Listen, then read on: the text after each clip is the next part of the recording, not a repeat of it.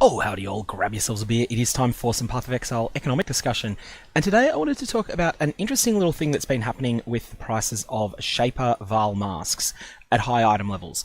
You'll notice here that item level 86 Shaper Val masks are selling for 2 exalts at the moment, and they're actually selling, and this is the case for all of the higher item levels as well. If you've got any of these in stock, just have a look, because they were only 10 chaos not all that long ago. I want to go through why this has happened, and some other options you've got for profiting out of them. But firstly, you want to understand the mindset of the people buying these Shaper Val masks, because they will sell. It is not a bullshit price. Like often prices on the Path of Exile PoE.Ninja economy aggregation site can be gamed, especially on rare items like specific Shaper bases. However, that's not the case here. This is organic demand from crafters. Now, what's happening here is that there was a newly added unique item, Fractal Thoughts, and I'll bring it up if you're not familiar with it. I believe it's a tier 1 rarity unique. It certainly hasn't dropped for me personally. And it's a Val mask, and it has a bunch of complicated stats that relate to various attribute orderings. So if your dexterity is higher than your int, you get 1 bonus. If your strength is higher than your int, you get a different bonus, and so on and so forth. And then there's this +2 maximum life per 10 intelligence. Now, my first thought when I saw this was, oh, if I use that on a Whispering Ice build, that could be 200 life on a helmet. However, I was very, very, very wrong. I massively misjudged the power of this item.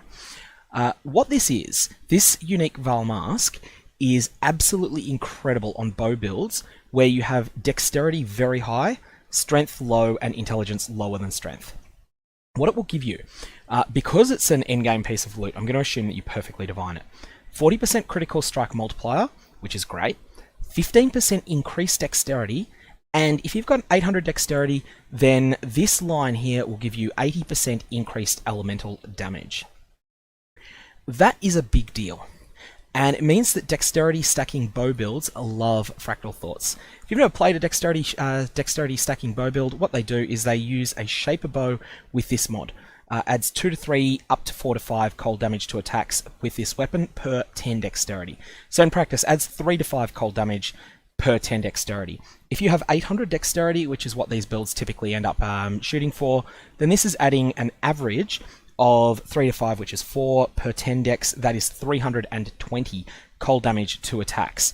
That's then multiplied by everything else. And if you compare that to, say, a standard tier 1 cold damage roll, crystallizing, you'll see that here we have an average, so your 178 for the first one, that's 89 average on the lower end.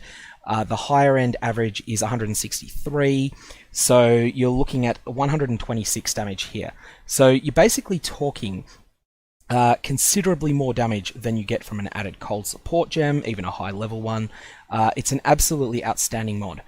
And because the Shaper bows have all the other good mods as well, such as 12% increased attack speed, 20% chance to deal double damage, which is incredible, and the much, much rarer Socketed Gems chain 1 additional time. Because of these combinations, there's incredibly powerful dexterity stacking bow builds that are very popular at the moment. The other thing that really caused the Val mask market to explode, and you'll see here that I've put up a post on Reddit about the explosion, was this video that was produced by streamer Crouching Tuna. If you've never watched him, definitely have a look at him on Twitch or on his YouTube channel. Really interesting to watch. What he does is he does extremely, extremely deep delving, and this video just shows him going for an hour through delving at depth 3000 or so in softcore trade-enabled Legion League. And all he's doing is killing everything before it can kill him, freezing everything and exploding corpses and doing all sorts of good stuff like that. And fundamentally, he is using a dexterity stacking build that has no life, that can use all the benefits of the Fractal Thoughts Val mask. So we're talking about Val masks, not this specific unique. Why is it that people care about the normal Val masks? And the reason for that is that you can buy Fractal Thoughts and try to enchant it. And if you do hit Tornado Shot on the Tornado Shot enchant on a Fractal Thoughts, you can sell it for about 150 Exalted Orbs at the moment. This is not a bullshit price. This is what they legitimately sell for, and people will definitely buy it from you at that price. However, what's happening is that people prefer to craft on a Val mask, and then in the event that you do get lucky and hit the Tornado Shot enchant, all you need to do is then use Trash to Treasure Prophecy, which isn't cheap, but isn't ridiculously expensive either. I think it's 13.5 exalts, so it's expensive, but it's not cheap, but it's affordable if you've got a bit of currency in the league. And then that will turn your Shaper Val mask into a Shaper touched version of the Fractal Thoughts unique. And it will keep its enchant, so it will keep the Tornado Shot enchant on it. You can get the Tornado Shot enchant either by using enchanted fossils or by running the Eternal Labyrinth. Your choice. Enchanted fossils will cost a lot.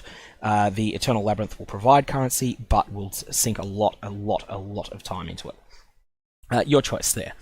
However, there is another factor with the Val masks. If you don't hit a bow-related enchant, so for instance, you can hit Barrage fires an additional projectile, you can hit Tornado Shot fires 2 additional secondary projectiles. They're the premium bow enchants. But if you hit something else that's a very good enchant but that has nothing to do with dexterity stacking bow builds, you're not locked into it being on a Fractal Thoughts.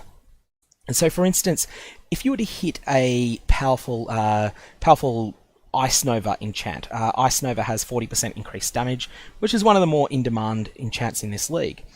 What you could do is just leave it as a Val mask, as a rare item, and then craft it further using fossils. And that's the reason that the Shaper ones are popular.